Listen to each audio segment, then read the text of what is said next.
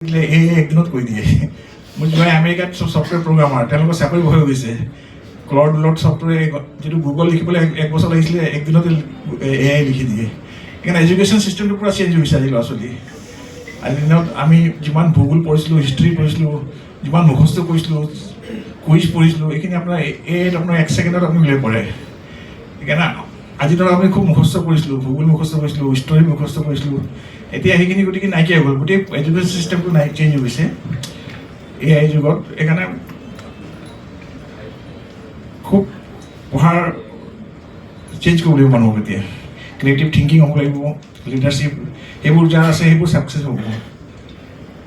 আমি ভূগোল পঢ়িলোঁ হিষ্টৰী যিখিনি লাগে এক ছেকেণ্ডত ইয়াত ওলাই যাব এআই ChatGPT মাৰিলে ওলাই যাব সেইকাৰণে এআই যুগ এতিয়া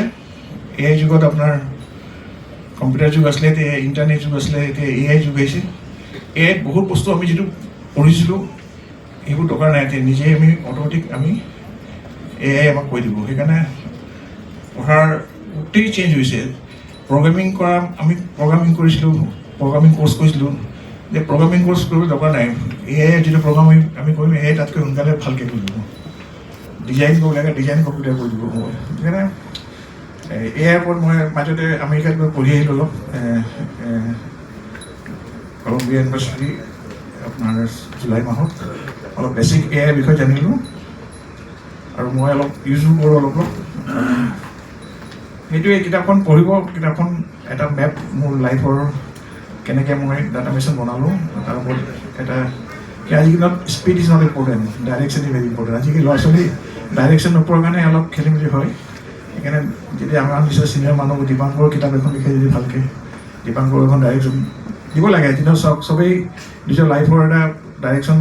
এইটো লিগেচিত হৈ যাব লাগে আৰু যিহেতু যিকোনো কিবা এটা মোৰ 35 এক বছৰ মোৰ 35 বছৰৰ এক্সপিৰিয়েঞ্চটো কোনোবাই যদি দুমাহত পঢ়ি পাই যায় তেতিয়া তেওঁৰ কাৰণে কিমান সুবিধা হ'ব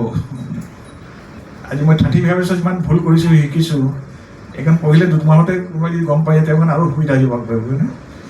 চ' মই দীপাংকৰক মাতাৰ কাৰণে ধন্যবাদ দিছোঁ আৰু দীপাংকৰ CEC আৰু আগবাঢ়ক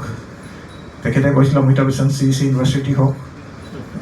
দীপাংকৰ ষ্টেমিনা আছে ধন্যবাদ